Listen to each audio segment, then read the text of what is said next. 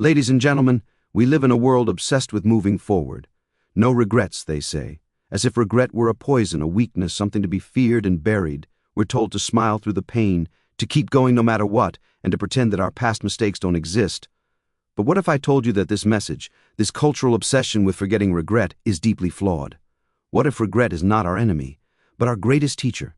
What if instead of trying to outrun the past, we paused, turned around, and learned from it? Because here's the truth. Regret is universal. Whether you're rich or poor, young or old, man or woman, from the East or the West, everyone has something they wish they'd done differently. And contrary to what popular culture tells us, that's not a sign of failure. It's a sign that you care, that you're human, that you're awake. Daniel Pink, in his groundbreaking research, surveyed over 16,000 people from across the globe. What he found was profound. Regret is not random, it's not chaotic, it's not meaningless noise from the past. In fact, the regrets that haunt us most fall into four clear, powerful categories. And each of these speaks to something deep within the human soul. The first type of regret is what he calls foundation regret. This is the voice that says, if only I had prepared better, worked harder, planned smarter. These are the regrets of the student who coasted through school, the worker who didn't save money, the person who neglected their health for years.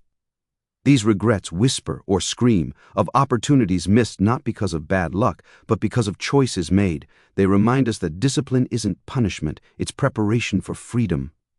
Then there are boldness regrets. These are the moments where we stood at a crossroads and fear made the decision for us. If only I had taken the leap. You didn't start the business, you didn't move to that city, you didn't tell that person how you felt. You played it safe, and it cost you. These regrets aren't about failure. They're about inaction, because deep down we know that boldness, not recklessness, but true, calculated courage, is how we grow. And when we don't act, a part of us stays stuck in that moment forever.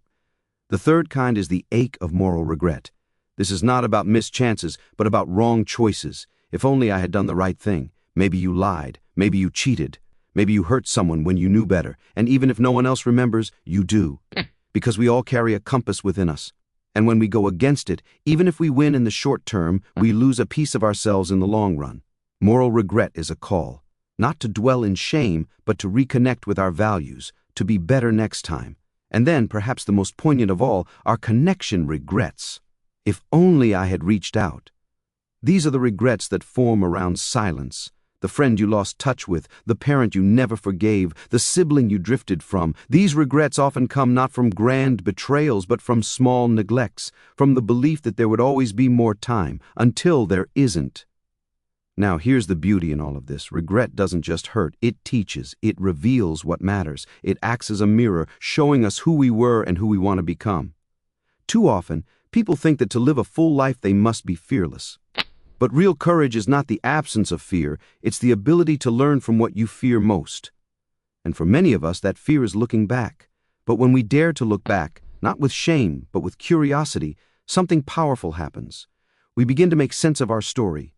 We see patterns, we see values, we see possibilities. Foundation regrets teach us to take responsibility. They remind us that small daily choices add up to massive long-term consequences. Boldness regrets push us to be braver. They remind us that growth always requires risk, and that regret from inaction stings far more than regret from failure.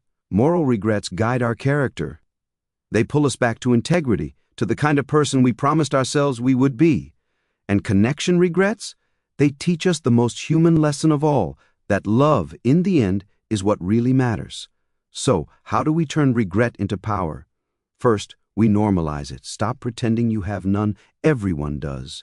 Regret is not a glitch, it's a feature of the human mind. It exists to help us improve.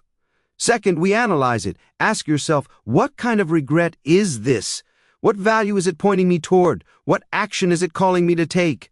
Third, we use it. Don't let regret freeze you. Let it fuel you. Let it guide your next move. Let it become a compass, not a cage.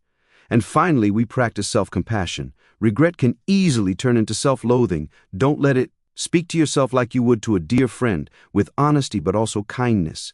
Because here's what regret ultimately tells us. You had a choice, and you still do.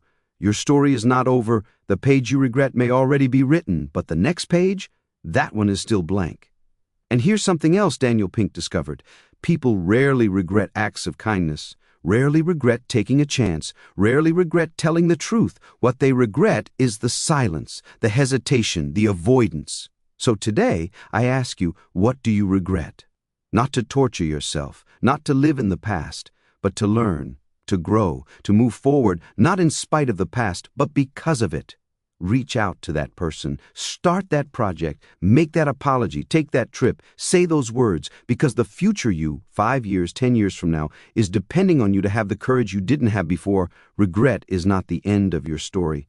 It's a powerful chapter that reminds you what truly matters. So embrace it, learn from it, let it shape you, but never define you, because the most beautiful life isn't one without regret. It's one where we listen to it and changed. Thank you